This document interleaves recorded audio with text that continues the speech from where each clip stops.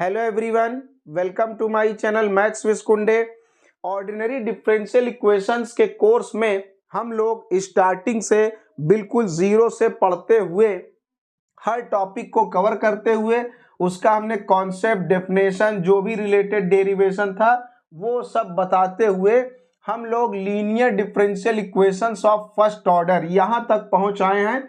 इसके पिछली वाली क्लासों में हम लोगों ने linear differential equation of first order, इसका हम लोगों ने डेफिनेशन, जो भी रिलेटेड कॉन्सेप्ट और डेरिवेशन था वो हम लोगों ने पढ़ लिया था।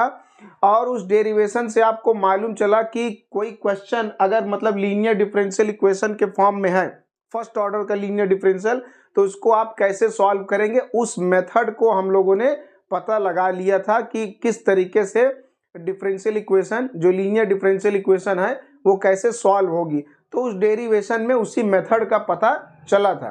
तो अगर आप लोगों ने वो क्लास नहीं पढ़ा है तो आप जो है पीछे जाकर पहले उसको अच्छे से पढ़ सकते हैं, जैसे आपका कॉन्सेप्ट बिल्कुल क्लियर हो जाए। और आज की क्लास की जस्ट पीछे वाली क्लास में हम लोगों ने इस पर क्वेश्चन करना भी शुरू कर दिया था, यानी एक्सरसाइज शुरू कर दिया था। तो उस पर हम लोगों ने क्वेश्चन नंबर 1 से लेकर 6 तक पूरा कंप्लीट कर लिया था, एक क्वेश्चन का पूरा डिटेल सोल्यूशन। तो आज की क्लास में हमारा क्या काम है कि आज हम लोग यहाँ क्वेश्चन नंबर 7 से लेकर 12 तक कवर करेंगे, 6 क्वेश्चन। और जैसे इस पर जो एक्सरसाइज गिवन है वो पूरी कंप्लीट हो जाए। अगर आपने स्टार्टिंग से बिल्कुल कोर्स को नहीं पढ़ा है तो एक हमने प्लेलिस्ट बना रखा है ऑर्डिनरी डिफरेंशियल इक्वेशंस के नाम से। उसी प्लेलिस्ट में आप बिल्कुल स्टार्टिंग से जीरो से पढ़ सकते हैं और यहाँ तक आप आराम से आएंगे तो सब कुछ बिल्कुल क्लियर हो जाएगा। तो हम लोग अपना क्वेश्चन लगाना शुरू करते हैं, बिल्कुल कंटिन्यू करते हैं जैसे हम लोगों ने 1 to 6 लगाया, उसके बाद ये। तो अब क्वेश्चन हमारा यहाँ पर गिवन है, ये dy by D X is equal to यहाँ पर in bracket 2 minus 1 upon X Y plus 6 e to the power 2x। तो हम लोग थोड़ा सा एक अपना रिकॉल कर लें कि हम लोगों ने पिछली क्लास में पढ़ा था कि इसका जो अगर जो हमारा y है वो डिपेंडेंट वेरिएबल है तो इस तरीके से लीनियर डिफरेंशियल इक्वेशन लिखा जाता है। तो यहाँ dy by D x plus y, यहाँ पर केवल y रहेगा, y के को ना कोई पावर होगी ना स्क्वायर रूट होगा, कुछ नहीं, केवल एक सिंगल y होगा और इनटू में x का प्योर फंक्शन, और यहाँ पर तो x का बिल्कुल अलोन फंक्शन होगा, p और q x के फंक्शन हैं। तो पहले इस फॉर्म में हम लोग इक्वेशन को बना लेते हैं, अगर नहीं बना है तो पहले इस फॉर्म में बना लेते हैं, फिर कंपेयर करके हम px और qx निकालते हैं जैसे हम लोगों ने पिछली क्लास में पढ़ा। तो इसको हम लोग थोड़ा सा और रीअरेंज करेंगे तो ये पूरा इस साइड आ जाएगा, तो ये माइनस में हो जाएगा 2 minus 1 upon X into Y, और ये 6 इंटू ई का पावर 2x, ये उस साइड ही चुपचाप पड़ा रहेगा। तो यहाँ से हम लोग क्या काम करें, हम लोग यहाँ से माइनस को मल्टीप्लाई कर देते हैं तो बाहर क्या बचेगा प्लस, या तो आप ये समझिए कि माइनस कॉमन लेकर बाहर कर दिया हमने, एक ही बात है। तो जब माइनस कॉमन लेकर बाहर करेंगे तो माइनस वाला प्लस में हो जाएगा और ये प्लस वाला 2 माइनस में हो जाएगा, इज इक्वल टू 6 ई का पावर 2x। ऐसा क्यों किया हमने, अब ये बिल्कुल इससे मैच करने लगा है। तो now comparing this equation with, तो इसको हम कंपेयर करेंगे अपना जो हमारा स्टैंडर्ड इक्वेशन है, इससे आपको कंपेयर करना है। तो आप इसको इससे कंपेयर करेंगे तो कंपेयर करने पर वी गेट, तो हमें क्या मिला, जब आप कंपेयर करेंगे यहाँ पर y का कोफिशिएंट है px और यहाँ पर y का कोफिशिएंट है 1 अपॉन एक्स माइनस 2, एंड और आपके पास यहाँ पर qx के बराबर में क्या आ जाएगा, qx के बराबर में आ जाएगा 6 इंटू ई का पावर 2x। तो सबसे पहला काम यही करना है, क्वेश्चन को आपको इस स्टैंडर्ड फॉर्म में लाना है, उसके बाद कंपेयर करके px और qx का वैल्यू फाइंड आउट कर लेना है बस। उसके बाद जब आपका px निकल आया तो आप तुरंत इंटीग्रेटिंग फैक्टर कैलकुलेट कर सकते हैं। तो नाउ अब आप यहाँ से इंटीग्रेटिंग फैक्टर कैलकुलेट करेंगे तो उसके लिए क्या फार्मूला है, इंटीग्रेटिंग फैक्टर कैलकुलेट करने के लिए हम लोगों ने डेरिवेशन भी इसका पढ़ा था। इसके लिए आपके पास फार्मूला है ई का power integral p x d x, यानी पी एक्स को इंटीग्रेट करके ई के पावर में आपको चढ़ा देना है, तो क्या निकल आएगा, इंटीग्रेटिंग फैक्टर। तो यहाँ पर पी एक्स का वैल्यू क्या है, 1/x - 2, और इसे x के रिस्पेक्ट में यहाँ पर आपको इंटीग्रेट करना है। तो 1/x का इंटीग्रेशन क्या होगा, log ऑफ x होगा एंड माइनस का 2 है, 2 का तो हो जाएगा 2x। ये अब इसको आप अलग अलग ब्रेक कर लीजिए, e का पावर log ऑफ x हम अलग करेंगे, माइनस e का पावर 2x हम लोग अलग कर लेंगे। यहाँ पर माइनस लगेगा और यहाँ पर ये मतलब मल्टीप्लाई लगेगा, ये मल्टीप्लाई में, तो e का power log x into e का पावर -2x। तो यहाँ दोनों का जब बेस सेम है तो यहाँ पर क्या हो जाएगा, जब पावर ऐड होगा तो यही आपका वापस से बन जाएगा। तो अब यहाँ पर आप देखिए, यहाँ पर जो ये log लिखा है, log को ln भी लिख दिया जाता है अगर नेचुरल log होता है तो ये नेचुरल log ही है, तो इसको आप log को चाहे ln भी लिख सकते हैं। ये एक नोटेशन है, इसका मतलब कि इसका log का बेस जो है e है, तो ठीक है log भी लिखा जा सकता है, कोई दिक्कत नहीं है। फिलहाल ये नेचुरल log है तो इसका जो बेस है वो e बेस है। तो अगर log का बेस e है और log जिस नंबर के ऊपर चढ़ा हुआ है वो अगर सेम है तो e और log कैंसिल हो जाएंगे, तो केवल आपका प्योर x बचेगा बस। तो इंटीग्रेटिंग फैक्टर यहाँ पर आ जाएगा x इंटू ई का पावर -2x। तो ये हो गया। तो इस तरीके से आपने यहाँ पर क्या निकाला, इंटीग्रेटिंग फैक्टर आपने निकाल लिया है। अब तो जब इंटीग्रेटिंग फैक्टर निकल आए तो उसके लिए फिर आपको सॉल्यूशन तुरंत तत्काल निकल आता है। कैसे, तो now required solution is given by. तो अब इसका रिक्वायर्ड सॉल्यूशन कैसे होगा, तो इसका रिक्वायर्ड सॉल्यूशन निकालने के लिए, इसके लिए हम लोगों ने क्या पढ़ा था पिछली बार, यहां पर आप लिखते हैं y इंटू में इंटीग्रेटिंग फैक्टर। इंटीग्रेटिंग फैक्टर जो भी आपका है, एक्चुअल में जब हम लोगों ने डेरिवेशन करा तो ऐसे लिखा था y इंटू ई का power integral p x d x, और इक्वल में इंटीग्रल में यहाँ पर क्यू एक्स और e का power integral p x d x. तो ये हम लोगों ने डेरिवेशन करा था, तो इस तरीके से सॉल्यूशन आया था। तो भाई ठीक है, वही मतलब है e का power integral p x d x, ये है क्या, ये इंटीग्रेटिंग फैक्टर ही तो है। तो इसको आप चाहे ऐसे भी लिख सकते हैं कि y इंटू आई एफ, फिर यहाँ पर ये इंटीग्रेटिंग फैक्टर ही है, तो जो भी आई एफ का वैल्यू हो तो यही है। तो यहाँ पर आप पुट करिए e का power integral p x d x, यानी यही आई एफ इंटीग्रेटिंग फैक्टर है। तो ये हम लोगों ने कैलकुलेट करा, e का power integral p x d x, तो क्या आया, x इंटू ई का पावर -2x। तो यहाँ पर आप इंटीग्रेटिंग फैक्टर की जगह लिखेंगे x इंटू ई का पावर -2x, और यहाँ qx की जगह हम लोगों ने कंपेयर करके क्या निकाला है, 6 इंटू ई का पावर 2x, और यहाँ भी वही इंटीग्रेटिंग फैक्टर। तो इंटीग्रेटिंग फैक्टर हम लोगों ने क्या निकाला, x इंटू ई का power -2x dx plus c। तो यहाँ पर ये हो गया y इंटू एक्स ई का पावर -2x।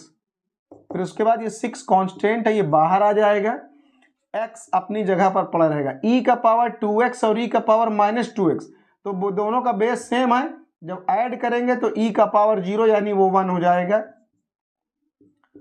या तो आप ऐसे समझ लीजिए कि ये जो माइनस में है, जब ये अपॉन में जाएगा तो इसको ये कैंसिल कर देगा। तो बस ये हो गया।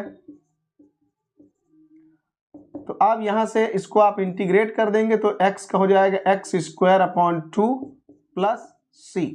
तो यहाँ पर y इंटू एक्स ई का पावर -2x, और ये कैंसिल हो जाएगा तो 3x² प्लस c।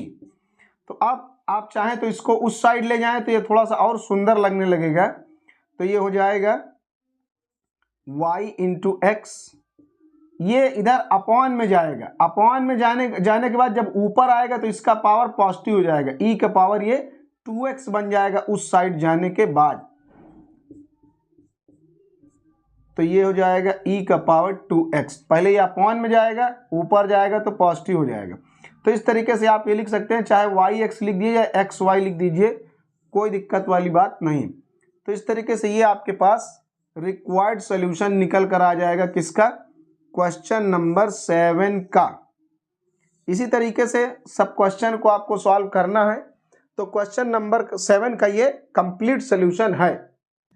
उसके बाद क्वेश्चन नंबर 8 है हम लोगों का, यहाँ पर लिखा है y प्राइम। y प्राइम का मतलब वही dy बाय dx होता है, और यहाँ पर 2xy is equal to x लिखा हुआ है। तो ये बिल्कुल बना बनाया एकदम रेडीमेड है, ओरिजिनल स्टैंडर्ड फॉर्म में। तो कंपेयरिंग दिस इक्वेशन विद, इसको हम लोग कंपेयर करेंगे अपने इस स्टैंडर्ड इक्वेशन से। तो comparing this equation with this we get, क्या मिलेगा हमें, यहां पर y का कोफिशिएंट px है, तो यहां पर y का कोफिशिएंट क्या है 2x, एंड और उसके बाद qx की जगह पर आपके पास क्या है x है। तो आपने px और qx निकाल लिया। जब px और qx निकल आए तो तुरंत आपको क्या कैलकुलेट करना है, इंटीग्रेटिंग फैक्टर कैलकुलेट करना है। तो नाउ इसका इंटीग्रेटिंग फैक्टर होगा e का पावर इंटीग्रल px dx। तो e का पावर इंटीग्रल px का वैल्यू क्या है 2x, ये हो गया।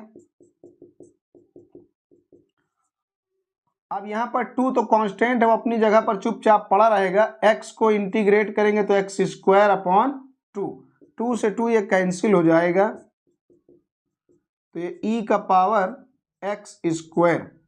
तो ये आपका इंटीग्रेटिंग फैक्टर आ गया। बस जब आप इंटीग्रेटिंग फैक्टर निकाल लेंगे तो तुरंत फिर आपको रिक्वायर्ड सॉल्यूशन निकल आएगा। तो नाउ या तो लिख सकते हैं so that it's required solution is, तो इसका रिक्वायर्ड सॉल्यूशन क्या होगा, y इंटू में इंटीग्रेटिंग फैक्टर, यानी e का पावर इंटीग्रल px dx, यही तो इंटीग्रेटिंग फैक्टर है। और इक्वल में यहां पर qx, फिर इंटू में इंटीग्रेटिंग फैक्टर, और इसे पूरे को इंटीग्रेट करना है x के रिस्पेक्ट में, और यहां पर एक इंटीग्रेशन कांस्टेंट। तो यहां पर e का पावर इंटीग्रल px dx यानी इंटीग्रेटिंग फैक्टर, इसकी वैल्यू क्या आई है e का पावर x स्क्वायर। तो यहां पर पुट कर देंगे e का पावर x स्क्वायर, और qx की जगह हमारे पास क्या है x है, और यहां पर e का पावर x स्क्वायर। तो बस केवल ये इंटीग्रल कैलकुलेट कर लेना है और तुरंत तत्काल आंसर आ जाएगा। तो अब यहां पर हम लोग एक सब्स्टिट्यूशन करेंगे, let X square is equal to T. तो एक्स स्क्वायर को अगर हम टी माने और इसको टी के रिस्पेक्ट में डिफ्रेंशिएट करेंगे तो एक्स स्क्वायर का होगा 2x, और फिर x को डिफ्रेंशिएट करेंगे टी के रिस्पेक्ट में तो dx बाई dt, और t को t के रिस्पेक्ट में करेंगे तो 1 आ जाएगा। तो यहां से x dx is equal to, ये उधर जाएगा dt अपॉन 2 आ जाएगा। सो दैट, इसलिए अब यहां पर हम लोग इसको पुट कर देंगे, y इंटू ई का power x square is equal to x into dx, x और dx इन दोनों के प्रोडक्ट के बराबर dt अपॉन 2 है, और x स्क्वायर की जगह पर e का पावर t, x स्क्वायर की जगह पर t लिख देंगे तो e का पावर t बन जाएगा। 1/2 तो कांस्टेंट है, वो बाहर आ जाएगा। e के पावर t का इंटीग्रेशन e का पावर t प्लस c जो है वो अपनी जगह पर वैसे ही लिखा रहेगा। अब t की ओरिजिनल वैल्यू जो है हमारे पास x स्क्वायर है, वो पुट कर देंगे। एक्स स्क्वायर ई का पावर एक्स स्क्वायर से पूरे में डिवाइड करेंगे, तो यहाँ डिवाइड करेंगे तो ये गायब हो जाएगा, यहाँ डिवाइड करेंगे तो ये हाफ आ जाएगा, और यहाँ c के अपॉन में आ जाएगा। यहाँ पे c लिखा हुआ है, तो c के अपॉन में आ जाएगा e का पावर एक्स स्क्वायर। तो यहीं पर आप छोड़ सकते हैं सॉल्यूशन, चाहे तो आप ऐसे लिख दीजिए y is equal to half plus c into ये ऊपर आ जाएगा तो e का पावर माइनस एक्स स्क्वायर। तो आप ऐसे भी लिख सकते हैं। तो ये आपका क्वेश्चन नंबर 8 का रिक्वायर्ड सॉल्यूशन आ जाएगा। तो ये आपका क्वेश्चन कंप्लीट हो गया, क्वेश्चन नंबर 8। उसके बाद क्वेश्चन नंबर 9 है हमारा। यहां पर लिखा है x का पावर 4 इंटू में y प्राइम का मतलब dy by dx is equal to 1 minus 2x cube into में y। तो अभी इसको हम लोग स्टैंडर्ड फॉर्म में लाने के लिए अभी आपने देखा कि उसमें dy बाय dx के मल्टीप्लाई में कुछ भी नहीं होता, तो इसलिए हम लोग x की पावर 4 को इधर ले आकर डिवाइड कर दें, जैसे dy बाय dx बिल्कुल अलग हो जाए। तो x का पावर 4 से यहां पूरे में हम डिवाइड कर देंगे।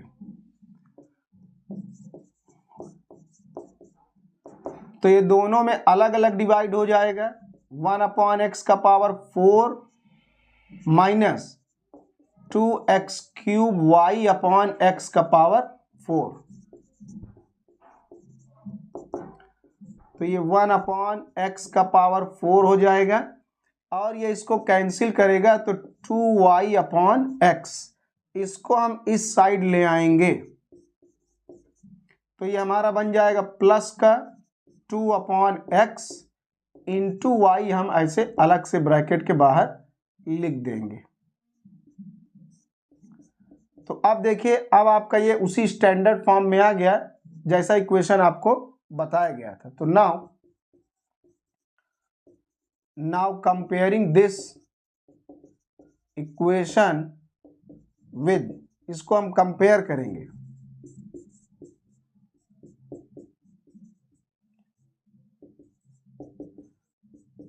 तो पहले हमने क्या किया, इसको थोड़ा सा सिंप्लीफाई करके इस पैटर्न में, इस फॉर्म में इसको हमने लाया।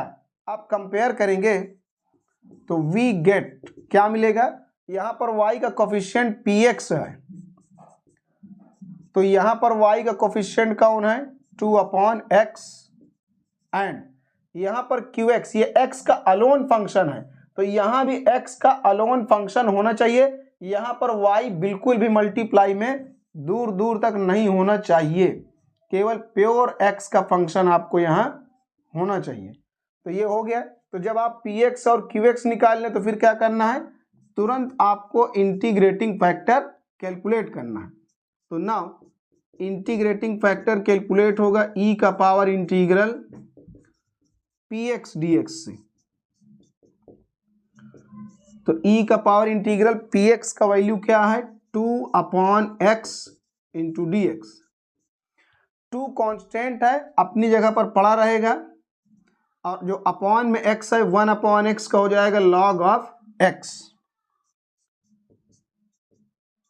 फिर जो 2 है, ये 2 log के कोफिशिएंट में है, मल्टीप्लाई में, तो ये इसकी पावर में आ जाएगा e का power log of x square. तो अब e का जो बेस है यहाँ पर नेचुरल लॉग है ये, तो log का बेस e है, तो e और log कैंसिल हो जाएंगे, तो कुल मिलाकर केवल आपको मिलेगा x square.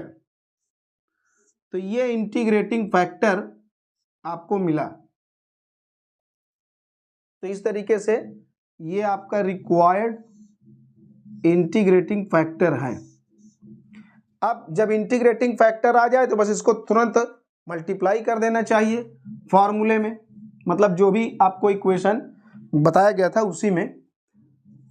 So that required solution is given by, तो रिक्वायर्ड सॉल्यूशन क्या होगा, इसको हम लोग वैसे ही लिखेंगे अपना जो हमारा फॉर्मूला है, y इंटू ई का पावर इंटीग्रेटिंग फैक्टर, यानी ई का पावर मतलब y के मल्टीप्लाई में इंटीग्रेटिंग फैक्टर लिखना है, इंटीग्रेटिंग फैक्टर ई का power integral p x T x, और फिर यहाँ भी वही इंटीग्रेटिंग फैक्टर, इसे x के रिस्पेक्ट में इंटीग्रेट करना है प्लस आर्बिट्ररी कांस्टेंट। तो y इंटू ई का power integral p x d x हमने क्या कैलकुलेट करा, एक्स स्क्वायर, उसके बाद क्यू एक्स की जगह आपके पास क्या है, 1/x का पावर 4 इंटू में ई का power integral p x d x calculate किया गया x square into D x plus c. तो y into x square is equal to, ये कैंसिल हो जाएगा, तो 1/x square d x plus c. 1/x square को अगर आप इंटीग्रेट करेंगे तो -1/x आएगा प्लस सी। 1/x स्क्वायर को आप क्या लिखेंगे, x का पावर -2, और जब इंटीग्रेट करेंगे इसको आप तो -2 प्लस 1 और नीचे भी -2 प्लस 1, तो x का पावर -1 नीचे -1, तो कुल मिलाकर -1/x इस तरीके से आएगा। तो अब आप चाहें तो यहाँ पर एलसीएम लेकर मल्टीप्लाई भी कर सकते हैं, तो ये इधर आ जाएगा, तो ये हो जाएगा x³ इंटू वाई और -1, और ये c में भी मल्टीप्लाई हो जाएगा। तो पहले ये c में मल्टीप्लाई होगा, होल अपॉन x आएगा, फिर इधर ये आ जाएगा। तो आप एलसीएम लेकर इस तरीके से बना लेंगे। तो इसको आप चाहे तो ऐसे लिख दें, cx माइनस का 1। तो ये क्वेश्चन नंबर आपका 9th कंप्लीट हो जाएगा, और यही आपका रिक्वायर्ड सॉल्यूशन है। आप चाहें तो केवल y का वैल्यू के टर्म्स में लिख सकते हैं, x³ से उधर ला के डिवाइड भी कर सकते हैं, प्योर y के बराबर भी लिखा जा सकता है, तो कोई दिक्कत वाली बात नहीं। एक बार कांस्टेंट के साथ कोई वेरिएबल लग जाए, मतलब कांस्टेंट वेरिएबल के साथ इंक्लूड हो जाए तो उतना सफिशिएंट होता है। तो ये आपका क्वेश्चन नंबर 9 कंप्लीट हो गया। अब क्वेश्चन नंबर 10 है हमारा। क्वेश्चन नंबर 10 यहाँ पर ये गिवन है, y into D X by D Y is equal to, ये लिखा है y -1 एंड माइनस का in bracket 2y plus 1 and whole upon y plus 1 into X. तो ये क्वेश्चन हम लोगों को गिवन है, ये गिवन क्वेश्चन है। तो अब यहां पर आप देखिए, ये एक्चुअल में सेकंड काइंड का है। दो काइंड का हमने बताया था पिछली क्लास में। जैसे फर्स्ट काइंड आपने यहां पर देखा था कि इस तरीके का होता है, जब डिपेंडेंट वेरिएबल y है तो ये इस फॉर्म में, स्टैंडर्ड फॉर्म में लिखा जाएगा, और अगर जब डिपेंडेंट वेरिएबल x है तो बस यही x और y का रोल इंटरचेंज हो जाएगा। यहाँ पर एक्चुअल में जब इसको सॉल्व करेंगे तो यहाँ सोल्यूशन हम y के लिए फाइंड आउट करते हैं, और इसको सॉल्व करेंगे तो सोल्यूशन x के लिए। तो जो डिपेंडेंट वेरिएबल है उसी के लिए सोल्यूशन निकलेगा। तो फिलहाल यहाँ पर ये बन जाएगा p of y into x, और यहाँ पर q ऑफ y। तो आप देख रहे होंगे कि x और y का प्लेस बदल गया, यहाँ पर x रहेगा और इंटू में y का प्योर फंक्शन, और यहाँ पर तो केवल शुद्ध y का ही फंक्शन होगा और कोई फंक्शन नहीं होगा। तो ये उसी टाइप का है, ये सेकेंड काइंड का बनने वाला है। तो y से हम पूरे में डिवाइड करेंगे, इस फॉर्म में इसको लाना है हमें। तो y से जब पूरे में डिवाइड करेंगे तो यहाँ y अपॉन y कैंसिल, यहाँ जब y से डिवाइड करेंगे आप तो ये बन जाएगा 1, और फिर यहाँ डिवाइड होगा तो 1 अपॉन y, हर टर्म में डिवाइड होगा, इसमें भी डिवाइड होगा, यहाँ पर 2y प्लस 1 और अपॉन में y प्लस 1, तो यहाँ भी इसमें भी डिवाइड होगा तो एक जो डिवाइड वाला y है वो भी नीचे पहुंच जाएगा। तो हर टर्म में हमने y से डिवाइड कर दिया। अब आप यहाँ पर देखिए, यहाँ पर x एक अकेला होना चाहिए और y का प्योर फंक्शन। तो इसके लिए हम क्या करें, ये बना बनाया बिल्कुल रेडीमेड है, इसको उठाकर बस यहाँ ले आना है, क्योंकि यहाँ पर एक अकेला x है और बाकी पूरा y का फंक्शन। यहाँ पर x बिल्कुल अकेले रहेगा और y का फंक्शन कितना भी बड़ा हो उससे दिक्कत नहीं, कुछ भी हो सकता है वो। तो यहाँ पर x अकेला है और ये पूरा y का फंक्शन, ये पूरा इधर शिफ्ट करेंगे तो ये प्लस में आ जाएगा। और ऊपर हमारा लिखा है 2y प्लस 1, 2y प्लस 1, इस y को हम अंदर मल्टीप्लाई कर देते हैं तो ये बन जाएगा y स्क्वायर प्लस y, और इस पूरे y वाले को हम एक साथ लिख ले रहे हैं ब्रैकेट में इंटू x, और इक्वल में आपके पास क्या बचा, 1 माइनस 1 अपॉन y, तो यही होना भी चाहिए। यहां पर लिखा भी है QY यानी y का अलोन फंक्शन, तो ये y का अलोन फंक्शन ही तो है, इसमें आपको x देखने को बिल्कुल भी नहीं मिल रहा, ये y का बिल्कुल प्योर अलोन फंक्शन है। तो now comparing this equation with, इसको कंपेयर करेंगे dx upon dy plus py into x is equal to qy। तो इसको कंपेयर करेंगे, comparing this equation with this we get, क्या मिलेगा, तो यहां पर x का कोफिशिएंट है py, तो यहां पर x के मल्टीप्लाई में यहां पर क्या गिवन है, तो यहां पर आ जाएगा आपका py is equal to 2y plus 1 upon y square plus y, and और q ऑफ y, qy की जगह पर जब आप कंपेयर करेंगे तो आपको क्या मिलेगा,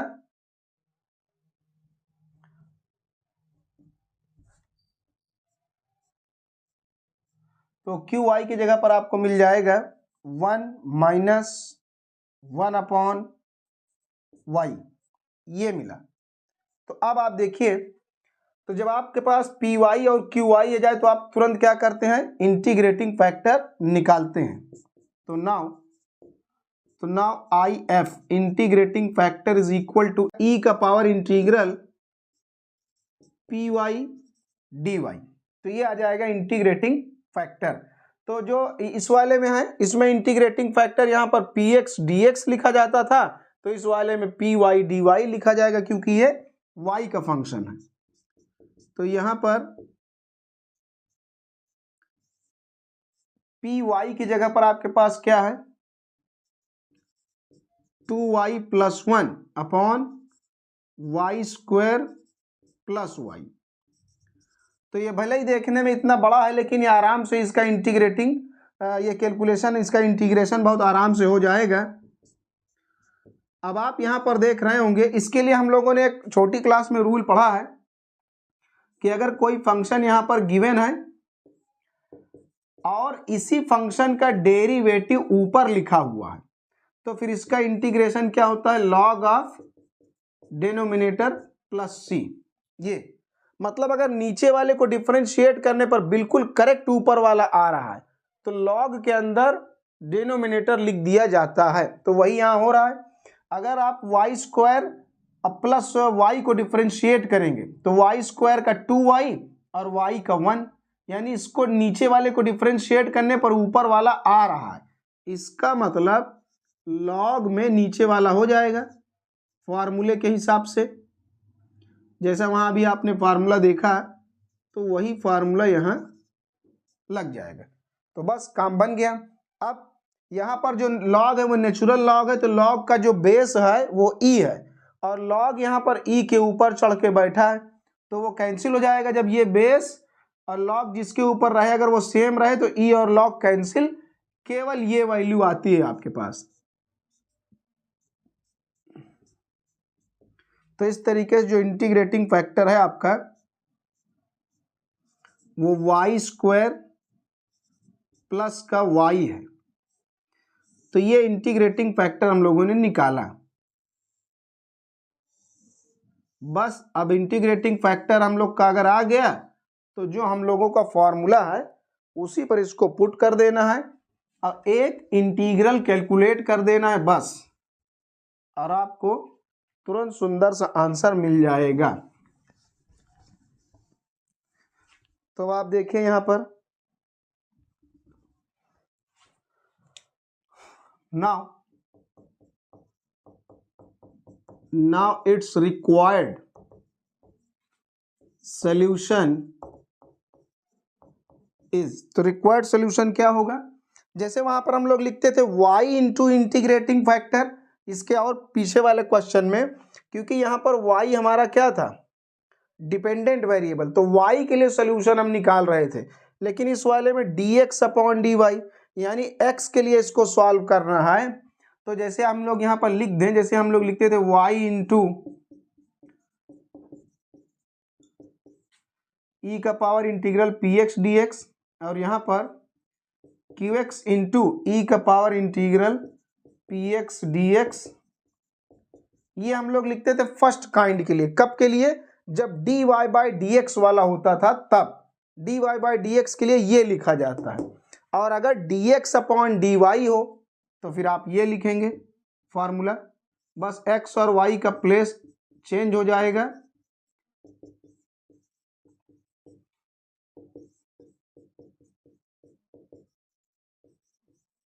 यहां पर y रहेगा इस तरीके से। तो बस ये हो जाएगा।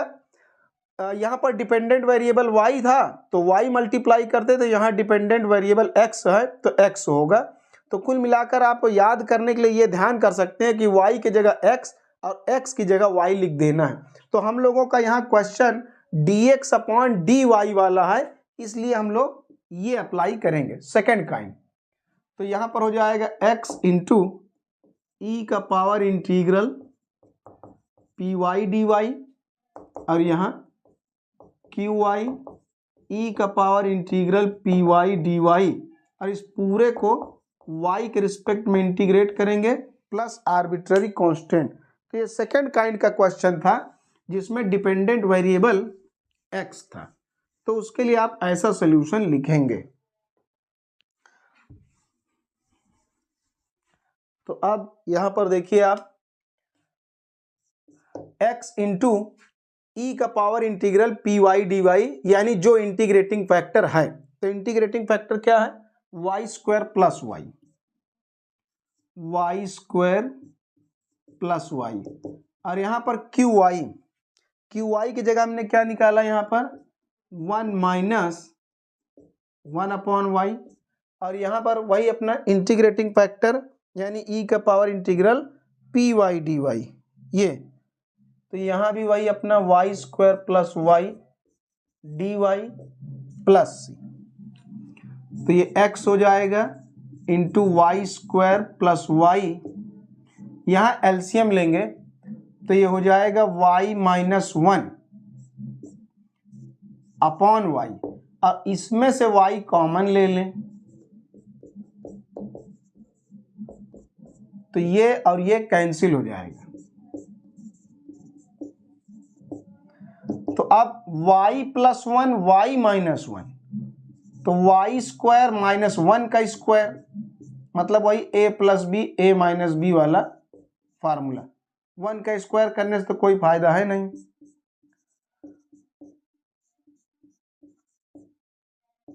तो अब इंटीग्रेट करेंगे तो ये हो जाएगा y cube upon 3 minus y plus c.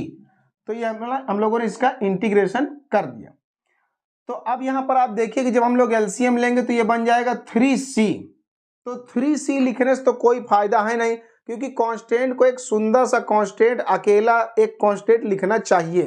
तो यहां पर हम लोग कांस्टेंट को चेंज करेंगे, इसलिए इसको आप शुरू से c1 c1 c1 लेकर चलिए, तो आराम से इसको हम लोग दूसरे एक सुंदर कांस्टेंट से रिप्लेस कर पाएंगे। तो ये हमारा है यहाँ पर Y square plus Y, LCM आप ले लेंगे तो ये हो जाएगा माइनस का 3y plus 3c1 and whole upon 3।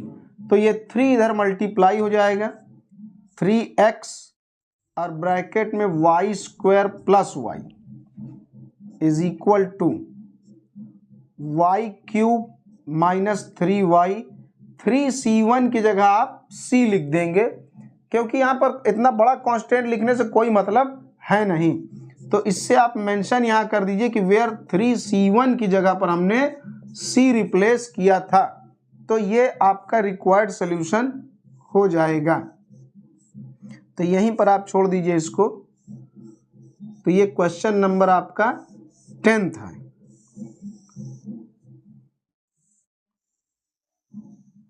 तो क्वेश्चन 10 आपका इस तरीके से कंप्लीट हो जाएगा। तो अब क्वेश्चन नंबर 11 है हमारा।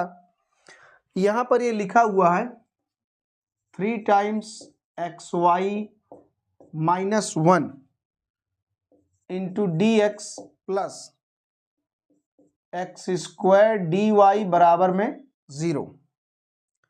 तो बस इसको भी आप स्टैंडर्ड फॉर्म में पहले थोड़ा सा रीअरेंज करेंगे और ये उस साइड जाएगा तो माइनस का एक्स स्क्वायर डी वाई, फिर ये हम इधर इसको ले आएंगे तो अलग अलग डिवाइड हो जाएगा। ये माइनस एक्स स्क्वायर यहाँ पहले हम डिवाइड में लिख दे रहे हैं और ये डी वाई के अपॉन में डी एक्स कर दिया जा रहा है ये। तो D Y by D X हम पहले इधर लिख लिए हैं और इसमें हम लोग अलग अलग डिवाइड करेंगे। इसमें डिवाइड करेंगे तो 3xy upon x square minus में माइनस हमने ऊपर लगा दिया और यहाँ करेंगे तो माइनस माइनस प्लस का 1 अपॉन एक्स स्क्वायर। तो यहाँ एक एक्स से एक एक्स कैंसिल हो जाएगा तो माइनस का 3y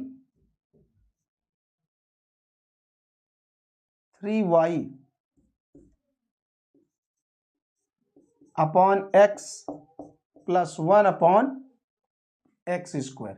अब ये इस साइड आ जाएगा तो प्लस का 3 अपॉन एक्स और हम y को ऐसे बाहर लिख देंगे और 1 अपॉन एक्स स्क्वायर। तो ये इस साइड आ गया। अब ये बिल्कुल उसी फॉर्म में आ गया आपका जो स्टैंडर्ड फॉर्म आपको बताया गया था। तो now comparing this equation with, तो इसको कंपेयर करेंगे किसके साथ,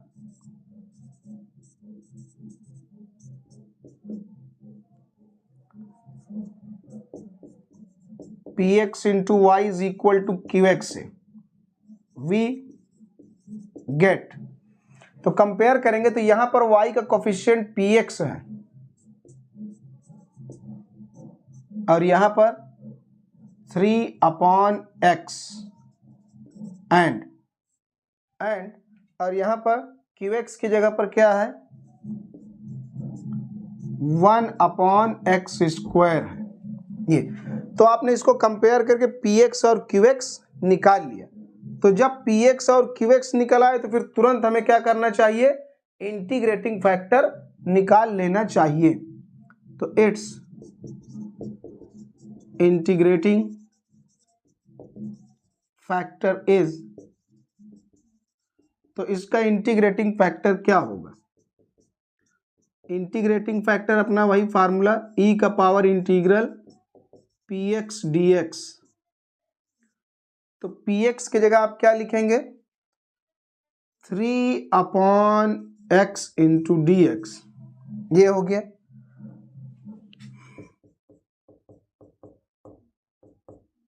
तो ये हो गया e का पावर 3 अपनी जगह पर रहेगा और 1 अपॉन एक्स का हो गया ये लॉग ऑफ x, ये नेचुरल लॉग है जिसका बेस e है। तो अब ये 3 इसकी पावर में आ जाएगा, कोफिशिएंट है तो पावर में आ जाएगा। अब e का ये वही अपना लॉग का बेस e है और यहाँ लॉग e के पावर में चढ़ा है तो वो कैंसिल हो जाएगा।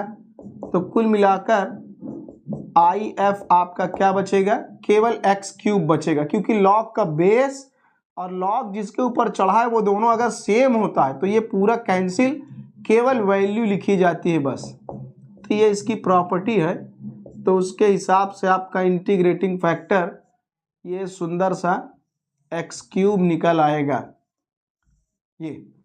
तो अब इसका सोल्यूशन आप तुरंत लिख लेंगे, तो सो दैट द रिक्वायर्ड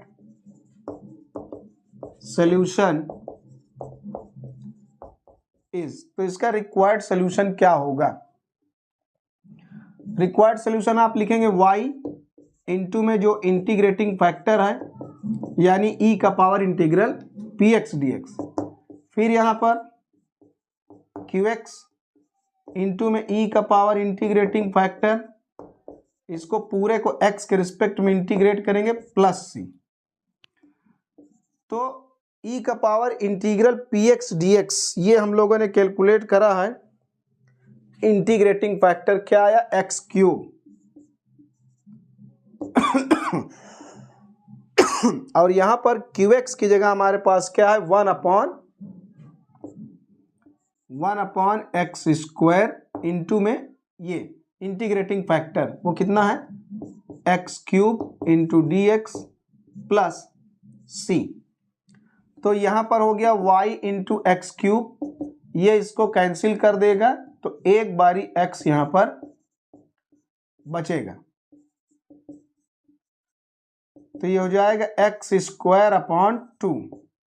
अब यहां पर आप देखिए अगर हम लोग एलसीएम लेना चाहें तो क्या होगा, तो ये 2 इसमें भी मल्टीप्लाई होगा तो ये बन जाएगा 2c, तो 2c लिखने से क्या मतलब है, उसको केवल हम c लिखें, तो इसलिए हम इसको शुरुआत से ही कांस्टेंट को c1 लेकर चल रहे हैं,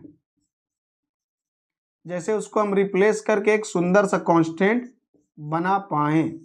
ये हमने एलसीएम ले लिया, अब ये इधर आ जाएगा 2y X cube is equal to X square plus 2c1 को हटाकर वहां पर हम एक नया कांस्टेंट लगा देंगे c, क्योंकि कांस्टेंट को एक अकेला कांस्टेंट लिखें तो ज़्यादा ठीक है, एलसीएम लेने पर जो 2c1 बनेगा वो भी तो एक कांस्टेंट ही है, तो इतना बड़ा कांस्टेंट लिखने की क्या जरूरत है, इसलिए हम लोग यहाँ पर एक सुंदर सा छोटा सा कांस्टेंट c लिखेंगे और यहाँ हम साइड में मेंशन कर देंगे where 2c1 is equal to c।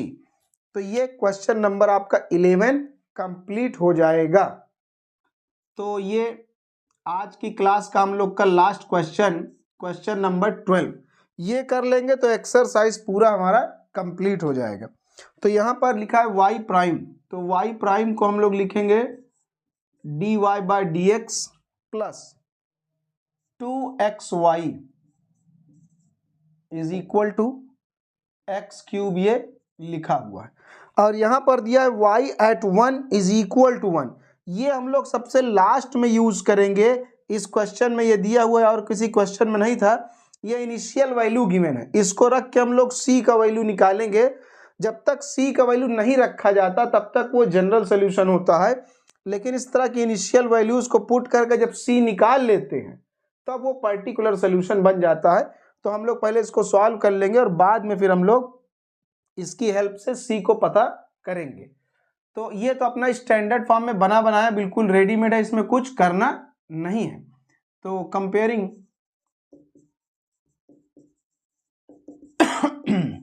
Comparing this equation with dy by dx plus px into y is equal to qx we get, तो क्या मिलेगा, यहाँ पर y के जो कोफिशिएंट कंपेयर हो जाएंगे तो px इज इक्वल टू क्या आएगा 2x एंड qx की जगह पर हमारे पास x क्यूब है, इसमें सब कुछ बना बनाया, इसमें तो कुछ करना ही नहीं पड़ा। तो नाउ इंटीग्रेटिंग फैक्टर इज, तो इंटीग्रेटिंग फैक्टर कैसे निकालेंगे, तो I F is equal to e का power integral p x d x. तो पी एक्स की जगह पर हमारे पास क्या है, 2x dx। तो यहां पर 2 अपनी जगह पर रहेगा, x का हो जाएगा x स्क्वायर बाय 2। तो इस तरीके से केवल e का पावर x स्क्वायर बचेगा। तो ये हमारा क्या है, इंटीग्रेटिंग फैक्टर e का पावर x स्क्वायर। तो बस अब सॉल्यूशन निकल आएगा आराम से। तो now the required solution is given by, तो रिक्वायर्ड सोल्यूशन क्या होगा, वही अपना फार्मूला y इंटू ई का power integral p x d x यानी इंटीग्रेटिंग फैक्टर, और यहाँ पर क्यू एक्स इंटू ई का power integral p x d x, और इस पूरे को x के रिस्पेक्ट में इंटीग्रेट करेंगे प्लस आर्बिट्ररी कांस्टेंट आ जाएगा c। तो y इंटू में इंटीग्रेटिंग फैक्टर यानी e का power integral p x d x, तो वो हम लोगों ने कैलकुलेट करा है e का पावर x स्क्वायर, और यहां पर भी वही qx की जगह क्या है हमारे पास, x क्यूब, और यहां पर e का power x square dx plus c। तो e का power integral p x d x की जगह e का पावर x स्क्वायर हमने दोनों जगह पुट कर दिया, यहाँ भी और यहाँ भी। अब इसे हमें इंटीग्रेट करना है, तो इसके लिए हम इसको क्या बनाएं, इसलिए इसको हम बनाएंगे x स्क्वायर इंटू एक्स। ऐसा इसलिए बनाएंगे, सब्स्टिट्यूशन हो जाएगा, जब x स्क्वायर की जगह कुछ लेट करेंगे तो ये गायब हो जाएगा और ये x dx भी हट जाएगा, पूरी तरीके से सब्स्टिट्यूट हो जाएगा। तो यहाँ पर हम लोग पुट करेंगे, putting X square is equal to T, X square की जगह टी पुट करेंगे। अब इसे हम x के रिस्पेक्ट में या t के रिस्पेक्ट में इसको हम डिफ्रेंशिएट करेंगे, तो 2x, और जब x को t के रिस्पेक्ट में करेंगे तो dx बाई डी टी का t के रिस्पेक्ट में आ जाएगा 1। तो x dx की जगह पर ये dt और 2 अपॉन में ये आ गया, सो दैट तो ये y इंटू ई का पावर एक्स स्क्वायर अपनी जगह पर पड़ा है। अब आप यहां पर देखिए x dx यानी x और dx, x into D x को हटाना है और वहां लिखना है dt अपॉन 2। तो ये और ये तो सब्स्टिट्यूशन हो गया, x स्क्वायर की जगह क्या लिखेंगे आप, t लिखेंगे, और यहाँ पर इसका भी सब्स्टिट्यूशन हो गया, और यहाँ भी x स्क्वायर की जगह पर t लिखेंगे। ये 1/2 आपका ये आर्बिट्ररी कांस्टेंट लगा रहेगा, 1/2 बाहर आ जाएगा, तो e का पावर t इंटू टी। तो ये आराम से इंटीग्रेट आप कर लेंगे इंटीग्रेशन बाय पार्ट्स से। तो जब इसको इंटीग्रेशन बाय पार्ट्स से करेंगे तो इसके लिए एक ट्रिक भी होती है, अगर e का पावर t लिखा हुआ है या e का पावर x लिखा है, फिर यहाँ पर x या t जो भी वेरिएबल है उसकी पावर कुछ भी लिखी हो, 4 5 6 कुछ भी लिखा हो, तो उसको लिखना है, मतलब जो भी फंक्शन है यहाँ पर उसको लिखना है, फिर उसको डिफरेंशिएट करना है, फिर और डिफरेंशिएट करना है, तो आगे फिर कांस्टेंट के बाद 0 हो जाएगा, पहला वाला टर्म में अब प्लस में, अगला वाला टर्म माइनस में हो गया।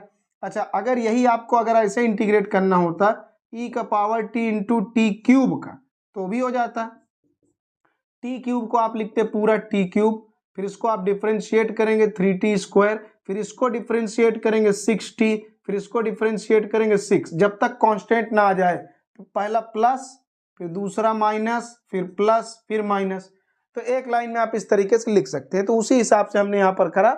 आप चाहे तो क्लास 12th में जैसे आप पढ़े हैं इंटीग्रेशन बाय पार्ट्स, उससे करेंगे तो कुल मिलाकर यही आएगा। तो आप इस तरीके से इसको इंटीग्रेट कर सकते हैं, इसमें कोई दिक्कत वाली बात नहीं है।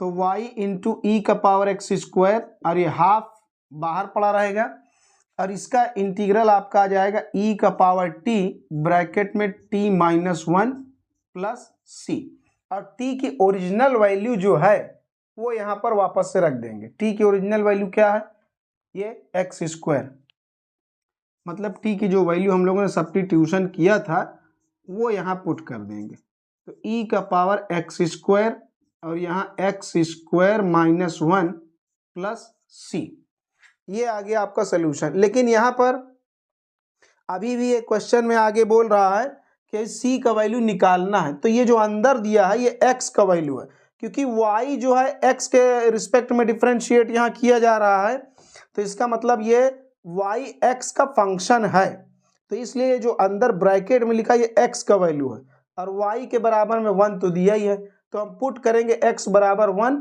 और y बराबर तो 1 पहले से ही है, तो पुटिंग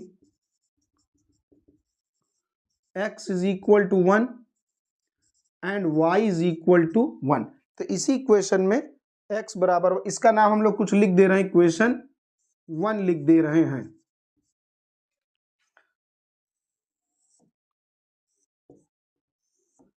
तो ये पुट करेंगे x और y की जगह 1 1 रखेंगे, तो यहाँ पर y की जगह पर आप 1 पुट करेंगे, x की जगह 1, तो 1 का स्क्वायर 1, तो e का पावर 1 यानी e, और यहाँ पर हाफ, यहाँ भी e आएगा x की जगह 1 रखने पर, और यहाँ 1 का स्क्वायर 1 आएगा, तो 1 minus 1 plus c।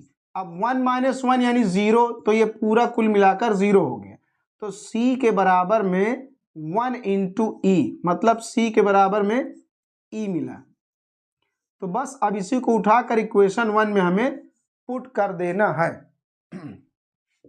So equation 1 becomes, तो अब इक्वेशन 1 आपका क्या बन जाएगा, यहां पुट कर दीजिए,